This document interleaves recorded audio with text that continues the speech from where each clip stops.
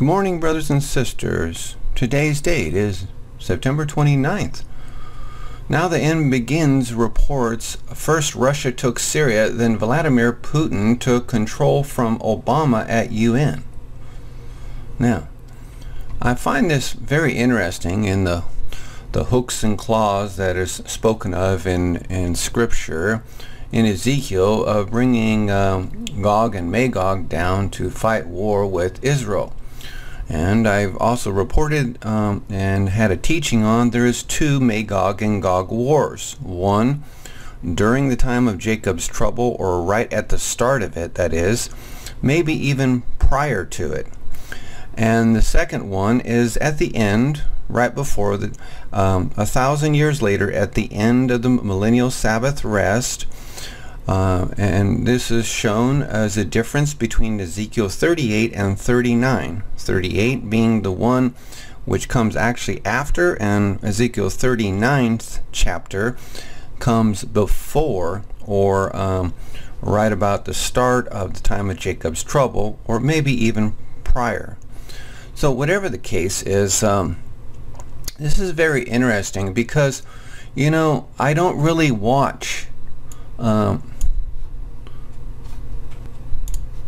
Groks. I used to watch the Groks 1, and I found his signs sometimes to be a little bit too much and not totally biblical, but there is definitely, I believe, a lot of truth in it as well, but I like to stick to the Bible, so I'm not going to be calling the Groks no false prophet or nothing.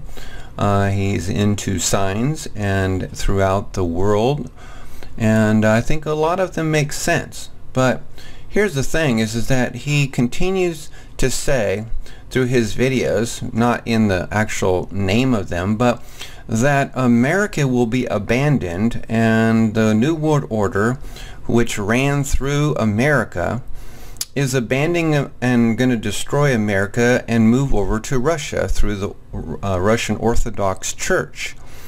And they're going to abandon the Vatican as well. They're going to abandon the Catholicism. In other words, the beast, or Babylon, will be no longer hiding under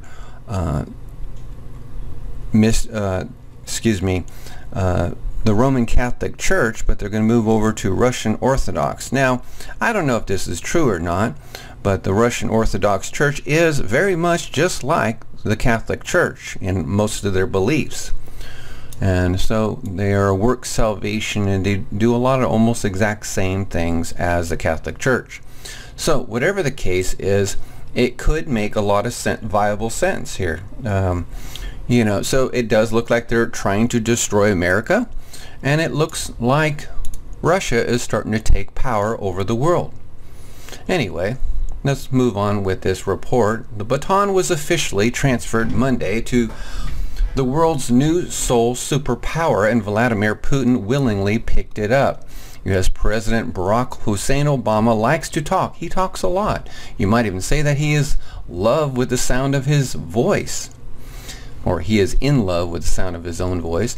Russian leader Vladimir Putin talks very little, though. He prefers action. Kind of like how our pre-Marxist America used to be. Obama has spent 2.5 years talking about doing something in Syria. Putin has said almost nothing. Instead, he rolled his military across the border and set up shop. So while Obama is still blathering on and on about Syria, Russia now controls the narrative, not the United States. Putin is doing something that the United States used to do. He is leading the way. Don't be surprised when the rest of the world starts following him. Now, you can see how what I'm trying to tell you from the Groks, and it could make an awful lot of sense here. So anyway, President Obama, remembering him, embraced the ideals espoused by the United Nations founders 70 years ago. Diplomacy and international order will win over time, while might and force will lose. Putin, too, appealed to UN laws as he sees them, but he also used his speech to announce the formation of a broad international coalition to fight ISIS in Syria and Iraq. Let me stop there. Remember, folks, that the New World Order wants ISIS around. They want to use Muslims to persecute the Christians. So the question is, how does this all play together in their little diabolical plan to take over the world with the beast system, right? Similar to the anti-Hitler coalition, it could unite a broad range of forces to fight those who, just like the Nazis, sow evil and hatred of humankind, he said, and who lead this new coalition. Hint: Moscow has always celebrated the Allies' World War II victory as a Russian-led feat. Putin, nobody applauded him. He's more interested in being feared than liked. Then again, his words at most are meant to explain forceful action. That's how Putin sees leadership from America. Oh, and if anyone wondered which Syrian players the coalition would rely on as allies, Putin made it clear. No one but President Bashar al-Assad's armed forces and Kurd militia are fighting the Islamic State. That, of course, isn't Obama's view. America's president said he opposed the logic of supporting tyrants. After all, Assad drops barrel bombs on innocent children. But Putin has troops in Syria, is arming Assad to the teeth, and signed a pact of the anti-ISIS intelligence sharing with Assad, Iran, and the leaders of Iraq, the ones America fought to put in power. And after meeting Obama for the first time in 2 years Monday, he spoke vaguely about future joint air attacks on ISIS, but no agreement on Assad was reached in the 90-minute meeting. Now, I find this really interesting. It says, it's arming Assad to the teeth and signed a pact of anti-ISIS intelligence sharing with Assad, Iran. And you see, so Putin is doing the exact opposite over there that Obama is doing, right? Isn't this like a perfect setup for World War III? It would certainly seem that, huh? See, the Vatican and New World Order, they always make a good reason to have a war. They have to plan it way ahead. Meantime, if Obama has any realistic Syria plan of his own beyond having Assad magically transition out of the country and simultaneously fighting ISIS, he failed to present it during his UN speech or any other time. Instead, he scolded and isolated Putin for using force to annex Crimea and other parts of Ukraine. Imagine if instead Russia had engaged in true diplomacy, said Obama. That would be better for Ukraine, but also better for Russia and better for the world.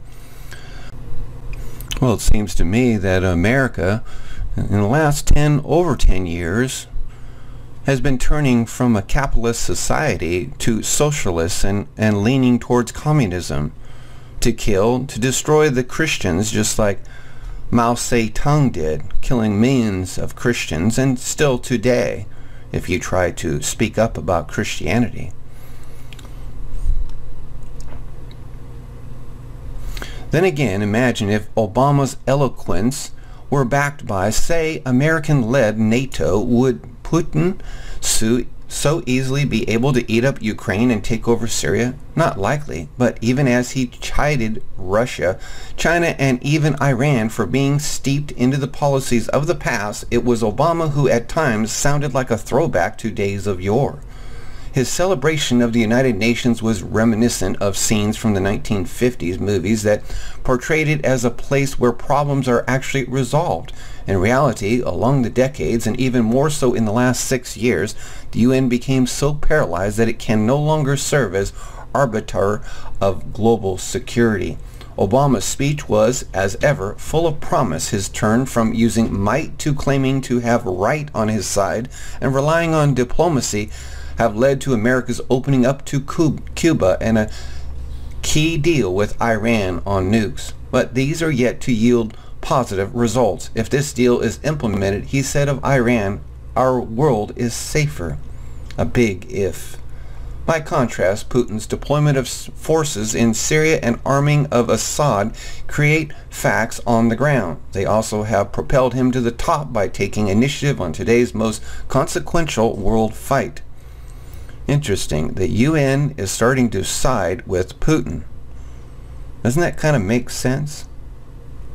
It certainly does. let's just destroy America and turn it into a communist country and create jihad in it. Although Obama received much less applause during his Monday speech than in past years, he's still well liked at the world body. Yet those who count, the ones he scolded in his speech, Putin, Assad, China's Xi Jinping, and even Iran's President Hassan Rouhani, weren't in their seats to hear his words. Because as forceful as Obama's words are, they're rarely backed by action. Putin, nobody applauded him. He's more interested in being feared than liked. Then again, his words at most are meant to explain forceful action. That's how Putin sees leadership from America. And that, to borrow from Obama's speech, is bad for Syria, whereas the war will continue as long as Assad remains in power. It's bad for Europe and Syria's neighbors, which have no idea what to do with that war's refugees. And it's bad for America because sooner or later, after more bloodshed and under even more or even worse conditions than now, our next president will be called upon to retake the leadership baton from Putin, and that could prove tricky. So the question is, who will it be for president of 2016? Is it going to be Hillary Clinton, who calls Donald Trump a racist and Trump fires back in an epic way? Or will it be Donald Trump, the conservative Republican who is fighting for the poor, whose plans to unveil a new income tax plan that there is no tax for anyone who makes less than $25,000 a year. And if you're married, there's no tax for the household income of the both of you for $50,000. Zero income tax for the two of you. He will tax the rich. And he's opening the doors to foreign policy for countries, for more business to be sold to other companies. More products to be sold to other countries. He's totally changing, wants to do the opposite of what Obama has undone and ruined through America. The question I have is, will Donald Trump be stopped? He's gaining on Hillary right now, but will he be stopped by the New World Order? Good question. We're going to cut the individual rates from 7 brackets to 4. Simplification. 25%, 20%, 10%, and 0. If you're single and earn less than $25,000 per year, or married and jointly earn less than $50,000. So, very important. If you're single and earn less than $25,000 or married and jointly earn less than $50,000, you'll not pay any income tax, nothing. This eliminates very strongly and quickly the marriage penalty, very unfair penalty. It eliminates the AMT, which is the alternative minimum tax. It ends the death tax. It's a double taxation. A lot of families go through hell over the death tax. It reduces or eliminates most of the deductions and loopholes available to special interests and to the very rich. In other words, it's going to cost me a fortune, which is actually true, while preserving charitable giving and mortgage interest deductions, very importantly. No business of any size, from a Fortune 500 company to a mom-and-pop shop to a freelancer living from gig to gig, will pay more than 15% of their business income in taxes. Big reduction. A one-time deemed repatriation of corporate cash held overseas at significantly discount, which coming back at a significantly discount, 10%. So it comes back discounted at a 10% tax rate, and ends the deferral of taxes on corporate income earned abroad. We also reduce or eliminate some business loopholes, many of them actually, and deductions made unnecessary or redundant by the new lower tax rate on business income. The tax rate now is so low that a lot of these deductions, which are complicated, which don't make sense, and which are unfair, are gone. And we phase in a reasonable cap on the deductibility of the business interest expense.